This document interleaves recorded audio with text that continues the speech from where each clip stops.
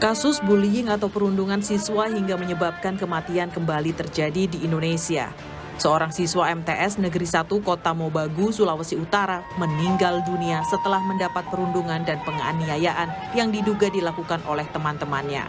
Kasus perundungan ini terjadi di area sekolah dan tidak diketahui oleh pihak sekolah. Kasus ini diketahui setelah korban mengeluh sakit dan sempat dirawat di rumah sakit. Naas, korban tak tertolong hingga meninggal dunia. Dia nggak bilang nanti, dia bilang nanti setelah akhir itu semua operasi itu baru dia bilang udah pukul dia. Cuma dia bilang banyak. Tutup di mata. Misalnya di mata dan tutup. Tapi dia bilang ada saksi di teman. Dia teman ada yang lihat dan pukul dia. Itu dilakukan katanya di mana? Itu cuma dia dalam sekolah, waktu itu dia baru habis kelar ulangan.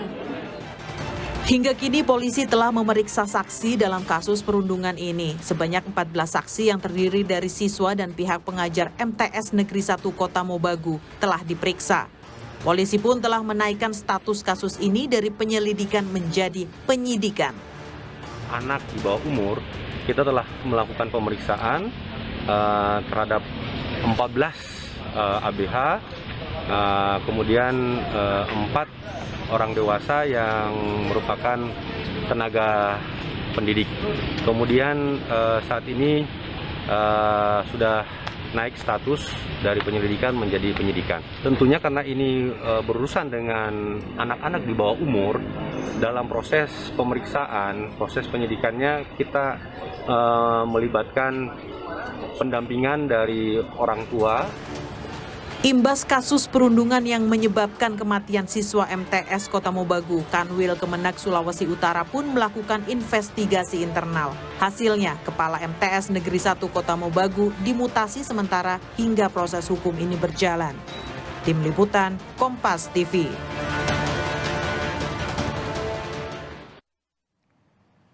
Kasus bullying atau perundungan di sebuah sekolah Madrasah Sanawiyah, tepatnya di Madrasah Sanawiyah Negeri 1 Kota Mobagu, Sulawesi Utara sudah menyebabkan 1 siswa meninggal dunia. Mirisnya perundungan ini terjadi di area sekolah dan luput diakui oleh pihak sekolah, luput atau tidak diketahui dari pantauan pihak sekolah. Apa yang harus menjadi catatan untuk seluruh pihak terkait atas kasus ini? Kita akan bahas bersama para narasumber untuk Sapa Indonesia Pagi. Ada yang hadir di studio dan ada yang hadir secara daring. Hadir di studio Kompas TV, Komisioner KPAI, Mbak Retno Listiarti. Mbak, Assalamualaikum. Iya, Waalaikumsalam. Selamat pagi, Mas. Ketemu lagi di studio. Ya.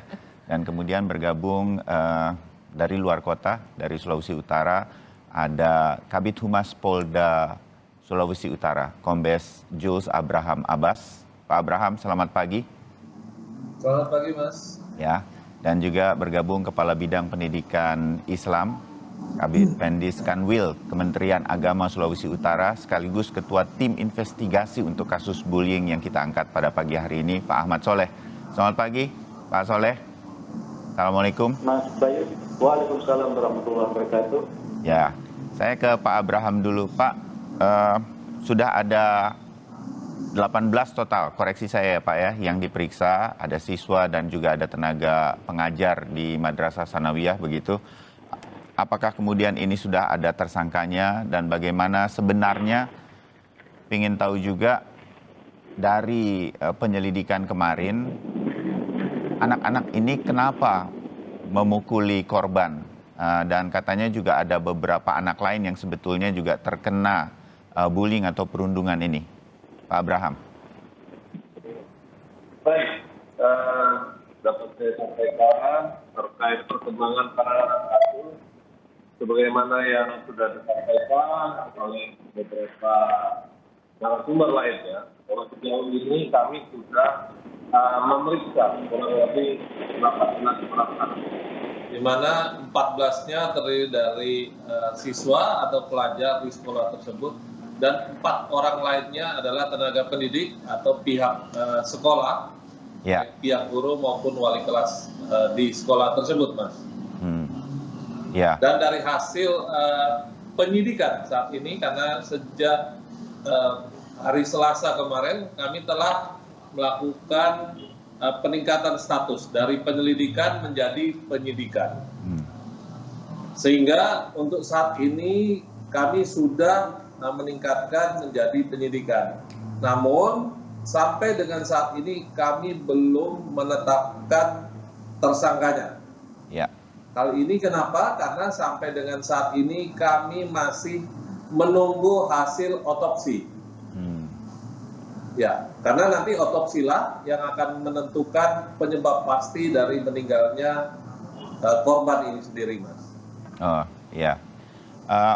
Modus kenapa anak-anak ini sampai memukuli temannya di sekolah? Apa sih Pak yang kemarin di dalam penyelidikan dan kemudian menjadi penyidikan ini terungkap? Ya, jadi kalau sejauh ini dari hasil pemeriksaan kami, untuk penyidik Polres Kota Mobagu telah mengidentifikasikan beberapa pelaku anak.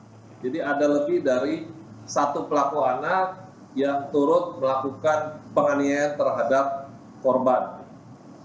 Ya, namun dari hasil pemeriksaan tersebut, kami menemukan bahwa ada indikasi awalnya korban melakukan semacam penghinaan, ya, menyebut nama salah satu pelaku dengan nama yang bukan sebenarnya. Barangkali hal inilah yang memicu sehingga pelaku bersama teman-teman pelaku melakukan penganiayaan terhadap korban. Ini dugaan awal kami pada saat kami melakukan penyelidikan hingga kami tingkatkan saat ini menjadi penyidikan, Mas. Ya, baik. Terima kasih Pak Abraham. Untuk sementara ini itu yang mungkin bisa menjawab sedikit rasa penasaran kami begitu, sama-sama sebagai orang tua, hal-hal yang berkaitan dengan hal-hal sepele sebenarnya terjadi di anak-anak kita di sekolah, tetapi kemudian menjadi fatal ini. Pak Saleh, saya tahu dinas di sana untuk pendidikan Islam dari Kementerian Agama langsung terjun untuk melakukan investigasi langsung di lapangan, pencarian fakta begitu. Apa hasilnya? Selain kepala sekolah, saya baca di beberapa informasi atau berita secara online memang mengakui lalai mengawasi semua titik di sekolah, karena ini terjadinya di sekolah.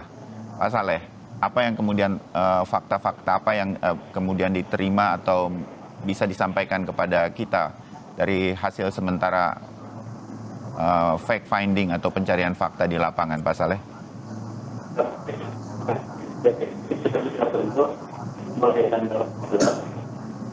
Agar informasi terutama terkait dengan sistem pembelajaran ketika peristiwa itu terjadi. Ya. Seperti biasanya di kejaksaan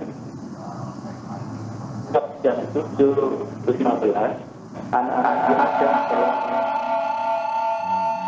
Waktu itu yang masuk kelas 7 dan kelas 8. Ya. Jumlah totalnya 420 siswa. Nah, setelah sholat duha, waktu itu mereka sementara menyelenggarakan penilaian akhir tahunan atau cuma melalui komputer. Ruang lab komputer hanya ada 3. 410. Lab pertama hanya menampung 30, lab kedua 30, lab ketiga 35. Jadi totalnya 95. 420 dikurangi 95, sisanya itu yang tidak terpantau oleh untuk 3 lab itu, sementara sisanya terkonsentrasi di ruang guru untuk penginputan nilai. Sementara posisi security di waktu kejadian berkonsentrasi di pintu keluar masuk pagar karena harus mengatur arus lalu lintas. Itu yang kita dapatkan. Ya, jadi memang ada titik-titik yang memang tidak terjaga lah begitu ya Pak Saleh ya, yang kemudian nanti ini akan menjadi evaluasi begitu Pak Saleh? Iya benar. Oke, ya. Saya ke Mbak Retno. Mbak Retno, Ya. saya juga yakin jejaring KPAI juga mengikuti kasus ini begitu ya. Betul.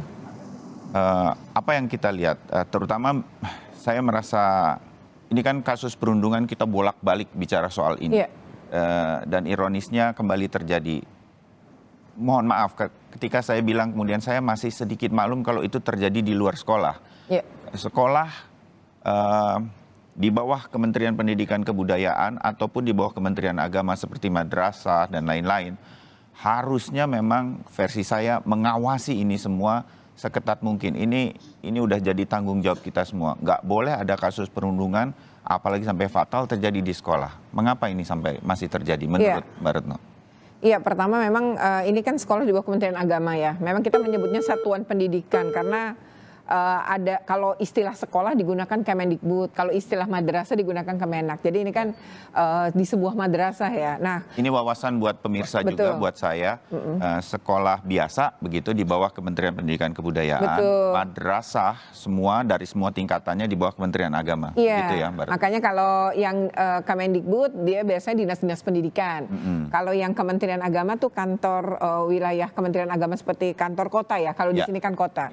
Nah itu sebenarnya sih kalau kita ngelihat kok kenapa ini terus terjadi gitu.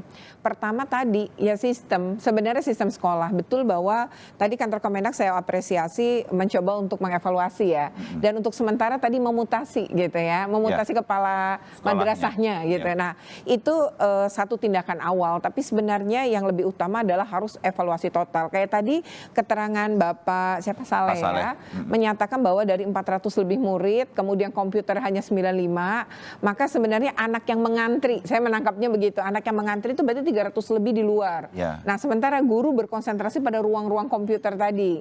Nah berarti ini sistem PAT ya atau penilaian akhir tahunnya harus dievaluasi. Apakah memang harus menggunakan sistem digital ya komputer tadi ketika akhirnya 300 lebih yang menunggu di luar tidak terawasi dengan baik. Jadi ini yang menurut saya penting dievaluasi nih untuk yang awal adalah sistem ini. Jangan-jangan bukan cuma madrasah ini, tapi madrasah-madrasah lain juga melakukan hal yang sama. Sementara kemampuan komputerisasi, kepemilikan komputer sekolah itu minim gitu. Nah, apakah bisa dibantu misalnya dengan handphone kan? Kalau soalnya online sebenarnya bisa juga kan dibuka pakai HP sehingga semua anak secara bareng. Nah, kalau memang tetap mau menggunakan lab, nah berarti kan yang ujian yang datang pada jam itu dibergilirin, jangan kemudian bareng. Akhirnya sistem keamanan sekolahnya tidak mampu melakukan pengawasan. Nah, yang kedua adalah saya rasa ini momentum di evaluasi total ya, dan harusnya kontribusi sekolah madrasah tadi kuat kan, tadi lalai ya diakui lah. Kemudian temuannya juga makanya kepala sekolahnya tadi dimutasi. Tapi memang harusnya tidak kalau mutasi orang kemudian sebagai menjawab kemudian mutasi, apakah ini juga akan memberikan efek jerak misalnya, itu penting juga dipikirkan. Kemudian ini pasti berlangsung sudah lama Pak, saya yakin sudah lama. Jadi ini hanya satu tindakan awalnya pasti dimulai oleh bully-bully verbal, tadi ngata-ngatain atau kemudian di media sosial gitu. Dan tapi karena tidak terdeteksi terus terus menerus, akhirnya muncul fisik. Jadi fisik itu sebenarnya bukan sesuatu yang pertama, dia biasanya akan dimulai sebelumnya. Jadi ini ada ketidakakuran sebenarnya gitu ya antara anak-anak ini yang kemudian mungkin ada geng ya, makanya ada beberapa itu sehingga tadi tercipta korbannya satu, pelakunya banyak gitu. Jadi ini jatuhnya kan pengeroyokan gitu ya, dan ini berarti sebenarnya terjadi sudah lama, tidak mungkin baru. Nah, apalagi ada korban lain yang kemudian mengaku mengalami hal yang sama. Jadi saya rasa evaluasi totalnya penting karena madrasah ini berarti tidak aman. Ya, nah itu penting sekali. Sekarang Kementerian Agama tuh nggak punya Permendikbud gitu kayak anti kekerasan, Permendikbud 82 tahun 2015 yang dimiliki Kemendikbud tentang pencegahan dan penanganan kekerasan. Nah, Kementerian Agama belum punya. Mungkin menurut saya sudah sih mereka udah berupaya untuk bikin hal yang sama. Karena saya pernah dulu diundang satu kali, tetapi sampai hari ini saya belum tahu atau mungkin juga kita ya tidak terinformasi ya. Nah, itu dibuat karena di dalam situ ada Satgas Anti Kekerasan yang isinya bukan cuma warga sekolah gitu perwakilan, tapi juga masyarakat sekitar gitu, juga stakeholder terkait terkait. Jadi menurut saya ini penting gitu sebagai awal pencegah. Yang kedua harus punya sistem pengaduan sehingga anak-anak yang mengalami gitu dia bisa tahu di mana dia mengadu dan ketika dia ngadu dilindungin. Nah itu sesuatu yang penting untuk pencegahan. Lebih baik kan mencegah ya Mas daripada terjadi seperti ini. Saya tahu bahwa saya juga diajak diskusi oleh sekolah anak saya yang bukan sekolah madrasah sehingga kami tahu POMG tahu bahwa ada peraturan Kementerian Pendidikan dan Kebudayaan yang berupaya untuk melindungi agar mencegah tidak terjadi bullying, kekerasan seksual.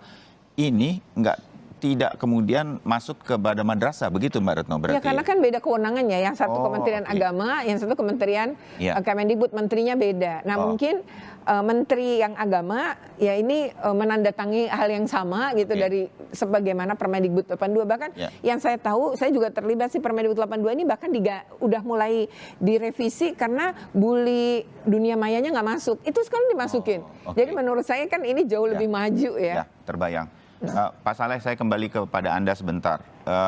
Sekolah yang pakai peraturan dari Kementerian Pendidikan dan Kebudayaan saja masih sudah cukup ketat mengawasi, bekerjasama dengan orang tua murid dan lain-lain, masih terjadi bullying atau apa, masih ada yang lolos-lolos juga.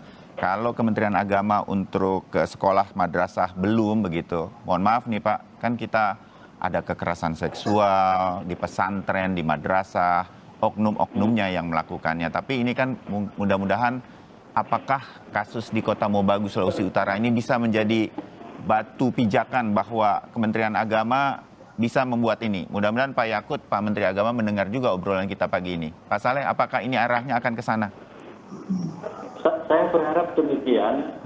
Ini karena sistem pembelajaran, saya masih sepemahaman, sependapat, ulangan akhir semester atau ulangan apapun juga harus berbasis digital. Cuma pengaturannya ketika anak-anak sudah selesai, mestinya harus pulang.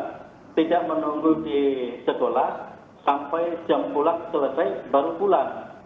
Nah, yang terjadi di MTS 1 Kota Mobagu, anak-anak siswa setelah walaupun ulangan semester di lab sudah selesai, diminta tetap menunggu sholat zuhur berjamaah. Dan itu sekitar jam 12 baru boleh pulang. Sehingga ada ratusan siswa yang tidak bisa terpantau, apalagi di sudut-sudut tertentu di MTS itu tidak terpasang CCTV. Terbayang Pak mengenai pengawasan ini. Jadi mudah-mudahan sebelum kita jeda ya Pak di bagian pertama ini menjadi catatan sendiri bagi madrasah bagaimana mengelola ini semua, karena kan nggak cuma satu madrasah di Indonesia, bahkan di Kota Mobagu begitu. Ini akan menjadi evaluasi, akan segera ada semacam edaran begitu. Betul kasusnya ini di daerah, tetapi pusat akan segera mengetahui ini dan akan ada perbaikan-perbaikan berkaitan dengan kebijakan-kebijakan sekolah. Pak Saleh, itu yang saya ingin dengar. Untuk lingkungan Sulawesi Utara, kita sudah melakukan beberapa langkah. Antara lain, tanggal 14 Juni lalu kita undang seluruh kepala madrasah negeri se-Sulawesi Utara untuk menerima pembinaan. Terutama yang sudah kita pesan sama mereka agar seluruh kepala madrasah negeri menyusun sistem pembelajaran yang bisa menutup peluang celah waktu dan tempat bagi peserta didik untuk melakukan hal-hal yang tidak kita inginkan.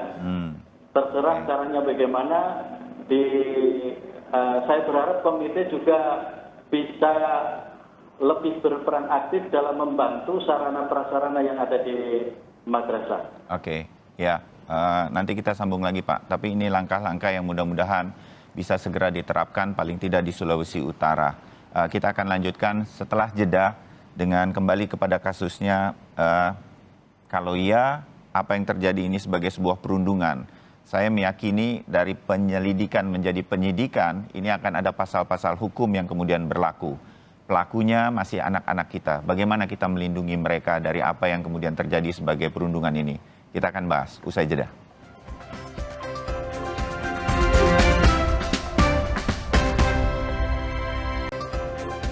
Ya, kita sambung lagi, saudara. Ada perundungan berujung maut di sebuah sekolah di Kota Mobagu, Madrasah Sanawiyah Negeri 1 di Kota Mobagu. Dan masih ada Kombes Jules Abraham Abbas, Kabid Humas Polda Sulawesi Utara, dan kemudian ada Pak Haji Ahmad Saleh, Kabid Pendidikan Islam, Kanwil Kementerian Agama Sulawesi Utara. Di studio ada Mbak Retno Listiarti, Komisioner KPAI. Saya ke Pak Abraham. Pak Abraham,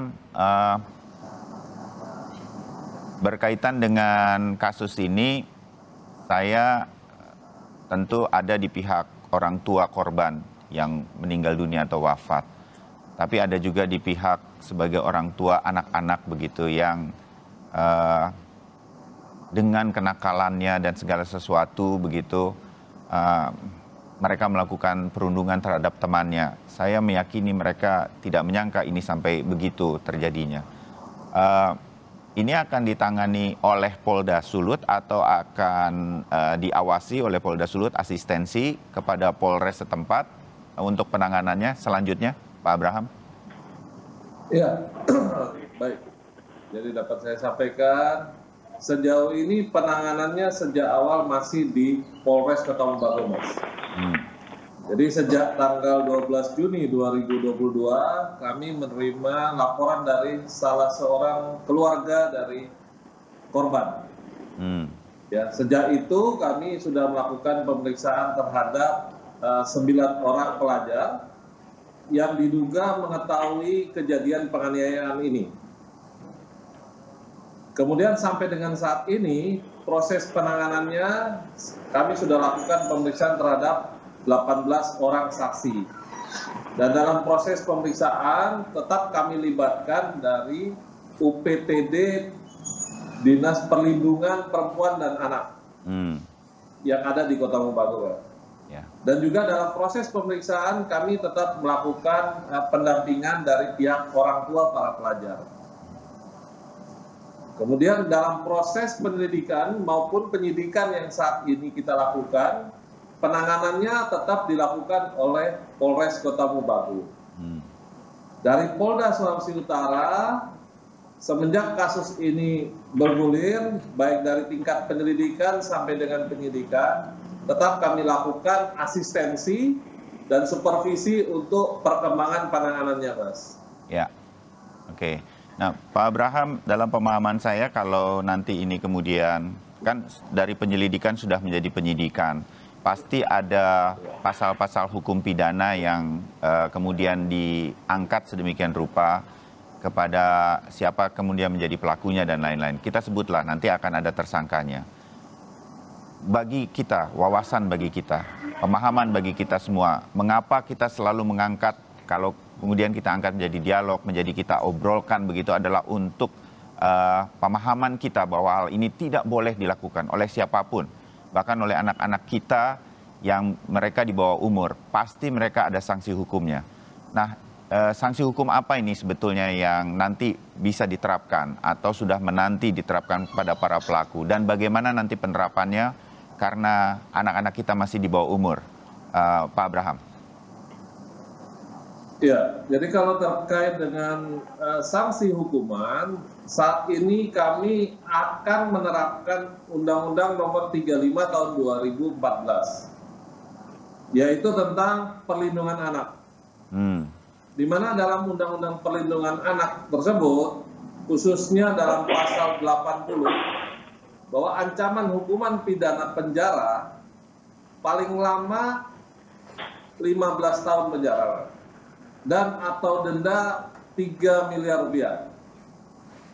Nah, namun kita tetap mengacu atau mematuhi Undang-Undang Nomor 11 Tahun 2012, yaitu tentang sistem peradilan pidana anak. Di mana dalam sistem peradilan pidana anak terhadap pelaku anak atau kita sebut dengan anak berhadapan dengan hukum. Ya.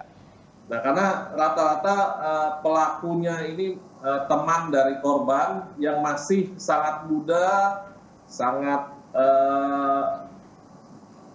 generasi muda kita ini perlu dilakukan pembimbingan. Dan kita lakukan proses sesuai dengan sistem peradilan pidana anak.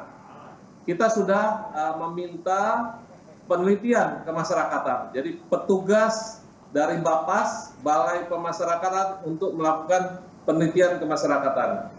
Hal ini pun sudah dilakukan sesuai dengan sistem peradilan pidana anak. Di mana nanti dalam sistem peradilan pidana anak ini tentunya harus berbasis pada musyawarah. Atau kita kenal dengan keadilan restoratif. Ya. Jadi dalam proses penyidikan kami akan lakukan sesuai dengan sistem peradilan pidana anak, dan mungkin nantinya kalau kami tidak berhasil, di tingkat penuntutan juga akan tetap dilakukan sampai di tingkat pengadilan. Ini acuan kami, Mas, dalam melakukan proses penanganan terhadap pelaku anak. Baik, Pak Abraham, terima kasih penyampaiannya. Mbak Retno, komentar Anda berkaitan dengan upaya menangani ini untuk anak-anak kita. Ini kalau udah di titik ini kita kan dilematis ya, memandang dari pihak korban karena ada yang sampai meninggal dunia dan para pelakunya. Yang sebenarnya anak-anak, saya meyakini mereka nggak menyangka ini akan begitu sampai ini terjadi. Mbak Retno. Ya, pertama tadi penjelasan Pak Abraham itu sudah tepat ya, bahwa ada korban anak sehingga pakai Undang-Undang Perlindungan Anak dan pelaku anak sehingga digunakan Undang-Undang SPPA atau tadi Sistem Peradilan Pidana Anak. Dan memang tadi betul bahwa di dalam Sistem Peradilan Pidana Anak kalau anak dengan anak, Mas, apalagi ini usianya tadi Pak Abraham belum menyebutkan sih ya, tapi kalau korban kan usia 13, kalau teman-temannya misalnya seusia dengan itu, memang dalam Sistem Peradilan Pidana Anak ada usia 14 tahun ke bawah ya. Jadi ada klasifikasi. Jadi kalau pelaku pidana itu usia 12 ke bawah, itu tidak bisa memang dipidana. Tapi kalau di atas masih bisa. Tapi pengklasifikasian pun kalau 14 ke bawah itu ada hukuman namanya tindakan. Nah kalau 14 ke atas baru bisa namanya hukuman penjara. Nah lalu tadi prosesnya sudah tepat ya. Tadi penjelasan Pak Abraham bahwa mereka didampingi orang tua, ada pendampingan psikolog misalnya dari Dinas Perlindungan Anak. Itu hal-hal yang memang harus dilakukan. Nah, nanti kalau kemudian terjadi yang disebut dengan diversi, yang tadi Pak Abraham sebutkan, mungkin ini karena anak dan usianya mungkin tadi di bawah 14, tapi diversi pun tergantung keluarga korban, Mas. Jadi kalau keluarga korban tidak bersedia, jadi misalnya keluarga korban ditanya mau nggak nih diversi, berarti penyelesaian di luar pengadilan, tidak masuk ke peranan pengadilan. Terus keluarga korban nggak mau, ya berarti lanjut seperti tadi Pak Abraham katakan.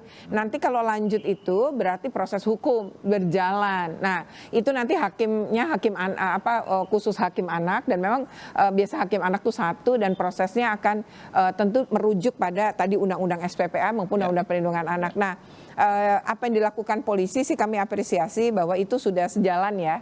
Tinggal nanti kalau diversi ditolak keluarga korban, ya berarti lanjut ke proses pengadilan. Dan ini harus dipastikan juga anak-anak ini usianya berapa. Memang karena ada pengklasifikasiannya tadi. Ya, dalam rangka tetap melindungi anak-anak kita ini. Betul, dan satu lagi, anak-anak ini harus tetap penuhi haknya.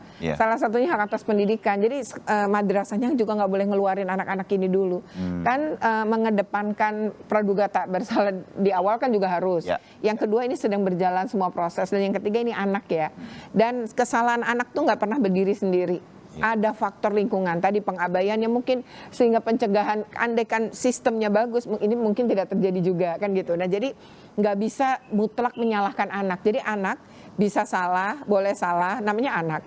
Tapi dia harus diberi kesempatan memperbaiki diri, dan dia juga tahu bahwa itu salah dan ada efek jerak.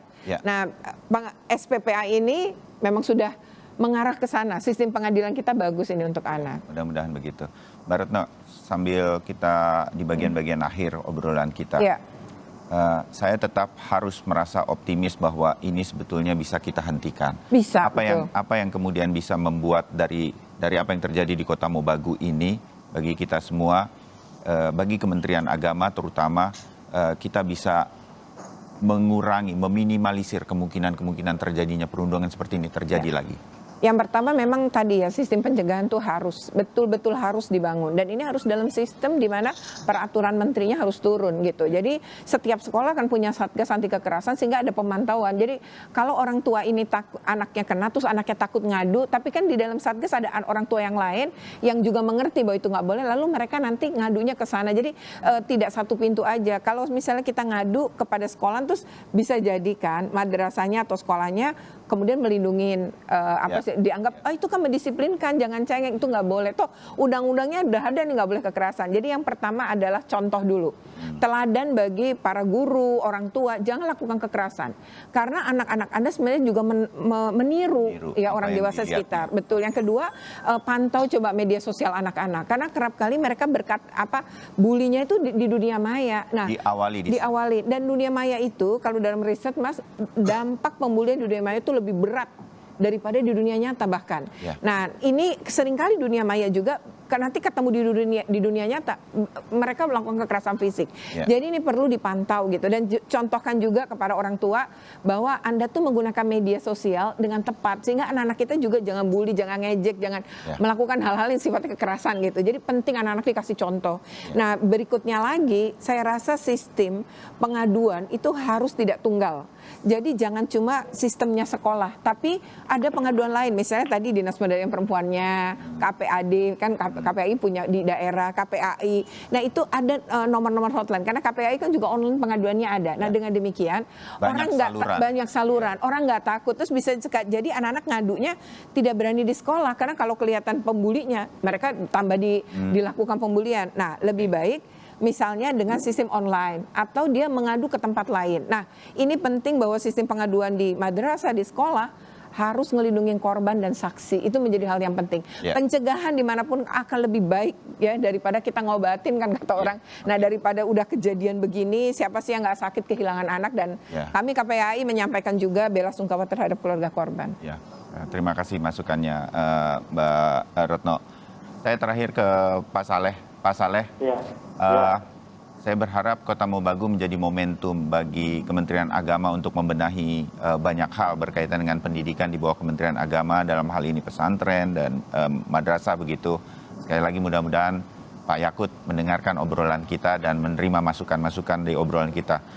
Saya sedikit saja, fact finding, pencarian fakta yang dilakukan oleh Pak Saleh dan teman-teman di Sulawesi Utara, ini juga bisa jadi mudah-mudahan begitu kami berharap juga dilakukan tidak hanya di Madrasah Sanawiyah Negeri 1, tetapi ini akan dilihat ke semua sekolah yang ada di Kota Mobagu misalnya, sehingga bisa menjadi perbaikan secara menyeluruh. Begitu Pak Saleh? Iya. Pak Saleh mendengar kami? Terputus. Ya, mendengar. Oke, bisa ada evaluasi menyeluruh Pak di sekolah di Kota Mobagu untuk madrasah di Kota Mobagu nantinya? Pasti. Dan yang sudah kita lakukan, kita sudah memindahkan kepala sekolahnya ke madrasah lain. Nanti pekan depan kita akan unsur-unsur di bawahnya. Oke. Baik, saya terbatas waktu, tapi mudah-mudahan semua yang terjadi di Kota Mobagu ini bisa selesai dengan baik. Sekali lagi, kita turut berduka atas wafatnya seorang siswa di sana, tapi mudah-mudahan ini menjadi momentum kita. Amin. Tidak boleh ada perundungan. Kita sebagai orang tua ingatkan terus anak-anak kita, tidak boleh ada perundungan, baik di dunia maya maupun di dunia nyata. Pak Abraham, Pak Saleh, terima kasih sudah bergabung dan menyampaikan pendapatnya dan opini pada pagi hari ini. Mbak Retno juga. Terima kasih. Assalamualaikum. Waalaikumsalam. Ketemu lagi di kesempatan yang lain. Ya.